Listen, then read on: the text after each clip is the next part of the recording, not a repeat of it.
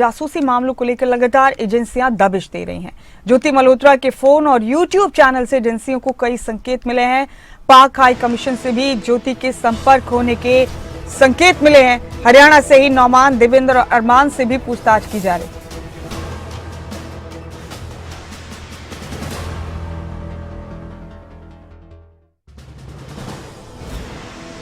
नौमान पर पाकिस्तान से पैसे मंगवाने के आरोप हैं। देवेंद्र पर पाकिस्तान को आर्मी ठिकानों की जानकारी देने का आरोप है। अरमान पर भी जासूसी करने का आरोप है। पाकिस्तान उच्चायोग के कर्मचारी दानिश के संपर्क में था अरमान। सभी के mobile, SIM phone call, WhatsApp और लैपटॉप्स की भी जांच की जा रही है।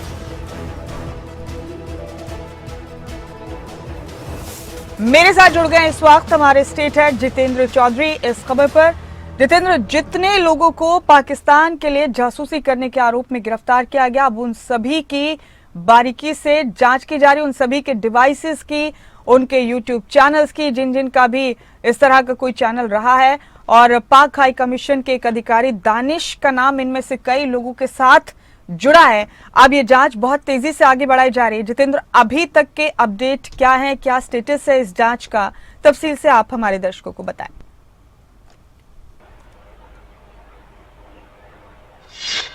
देखिए, बिल्कुल मुमताज, जिस तरीके से ये पूरा मामला पहलगांव के बाद सामने आया है जासूसी को लेकर के, क्योंकि जिस प्रकार से आर्मी ठिकानों की जानकारी हो या फिर यहाँ आईएसआई के मार्फत जो है अकाउंट्स में पैसा मंगवाने की बात हो, इसके अलावा जासूसी की बात हो, जो जानकारियां हैं, किस तरीके की जो जानकारी है, वास्तविक स्थिति है, उसके बारे में जो जानकारी देने के आरोप में अगर हम बात करें, लगातार एजेंसियों की तरफ से दबिश दी जा रही है। एनआईए की तरफ से ये दबिश दी जा रही है, तो कहीं एसटीएफ भी पूरे तरीके से सक्रिय नजर आ रही है, जहां इस प्रकार के जो संदिग्ध जो लोग हैं, जिनकी पाकिस्तान के साथ किसी भी रूप में जो चर्चाएं हैं वो रही हैं, उनको पूरे तौर पर निगरानी पर रखा गया है। और जैसे ही उनके खिलाफ कोई इस प्रकार का कोई इंडिकेशन मिलता है, तुरंत उन्हें जो है हिरासत में लेने का काम भी किया जा रहा है। इसी प्रकार से ज्योति मल्होत्रा, जो कि एक यूट्यूबर थी, किस तरीके से वो पाकिस्तान भी इससे पहले गई थी दानिश के साथ, जो कि पाकिस्तान हाई कमीशन का एक कर्मचारी है, उसके साथ संपर्क में थी। और इसके अलावा किस तरीके से उसने इस जो जासूसी करने में अपने YouTube चैनल का इस्तेमाल किया। पहलगांव की घटना से पहले वो कश्मीर भी गई थी, इस प्रकार की जानकारी मिली। तो तमाम जो डॉट्स हैं उन्हें जोड़ने का काम एजेंसीज की तरफ से किया जा रहा है। एक और हाई कमीशन के कर्मचारी दानिश के साथ संपर्क होना, कई मर्तबा जो है वो पाकिस्तान जाना, वहां भी यूट्यूब चैनल के माध्यम से अपनी जो है यूट्यूब चैनल चलाना, और यहाँ भी इसी तरीके से यूट्यूब के मार्फत जो है जो एक जानकारी भी, क्योंकि इस प्रकार की जो जगह होती है उनकी एक जानकारी भी मिलती है। तो इस प्रकार के कुछ सुराग जो है वो खुफिया एजेंसियों को मिले, जिसके बाद यहाँ जो ज्योति मल्होत्रा है उसे गिरफ्तार किया गया। उससे जानकारी जो है अब जुटाई जा रही है। उसके लैपटॉप, मोबाइल, सिम कार्ड की जो पूरी जो जांच है वो की जा रही है। करीब 3 दिन इसके अंदर लगेंगे। और जो जानकारी है उसके मुताबिक चाइना, पाकिस्तान और जो बड़े आलीशान होटलों में जिस तरीके से ज्योति मल्होत्रा रुकती थी, उसके पीछे भी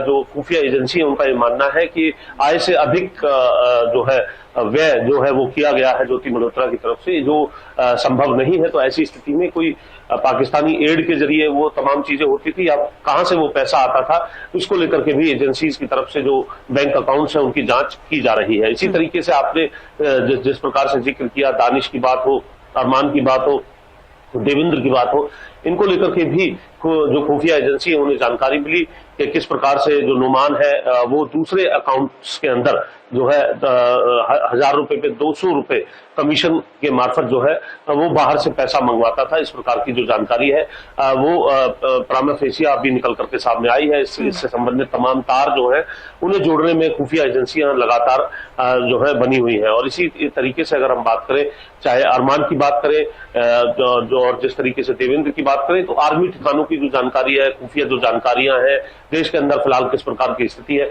उसकी जानकारी जासूसी जो है वो पाक हाई कमीशन तक देने के जो सुराग है वो कुछ खुफिया तंत्र को जो है वो मिले हैं।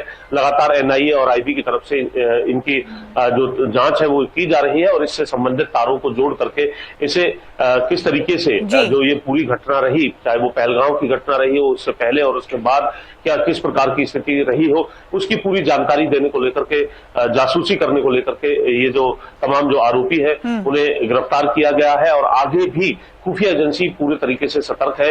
इनके संपर्क के कौन कौन लोग थे उनको भी जो है उनकी भी इंटरनली जो जांच है वो की जा रही है, और अगर आगे और कोई सुराग मिलता है तो उन तक भी दबिश देने का काम जो है वो खुफिया एजेंसीज की तरफ से किया जाएगा। हालांकि अभी इन जो पूरी जो जांच है उसके बाद ये पता चल पाएगा कि किस तरीके की जासूसी जो है वो सीधे तौर पर की गई है, और किस तरीके से जो पैसा है आईएसआई का जो पैसा है उसको जो है यहाँ पर लाने का जो काम है वो किया जाता था। ऐसे बहुत से तार हैं जिन्हें जोड़ने को ठीक कहा जितेंद्र आपने, इन तारों को जोड़ने की कोशिश की जाएगी और ये तमाम आरोपी जो पकड़े गए जासूसी के आरोप में आखिर क्या खुलासे करते हैं इस पर पूरे देश की निगाहें टिकी हुई हैं। बहुत